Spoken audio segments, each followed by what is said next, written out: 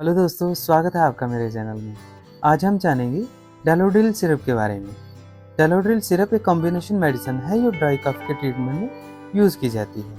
यह मेडिसिन छोटी blood vessels को नैरो करके नाक में कंजेशन या स्टफनेस से राहत दिलाती है। इन सब के साथ साथ ये सिरप एलर्जी के सिम्टम्स जैसे कि आंखों से पानी आना, स्नीजिंग, रनी नोज तथा गले में खराश से भी राहत दिलाता है। इस सिरप में सिट्राजिन 5 मिलीग्राम, डेक्स्ट्रोमेथार्फन 10 मिलीग्राम तथा फिनाइलेफ्रिन 5 मिलीग्राम की कंपोजिशन रहती है। इस सिरप को अडल्ट्स 10 से 15 ml दिन में 2 से 3 बार ले सकते हैं। दवाएं से जुड़ी ऐसी और जानकारी के लिए मेरे चैनल को सब्सक्राइब कीजिए।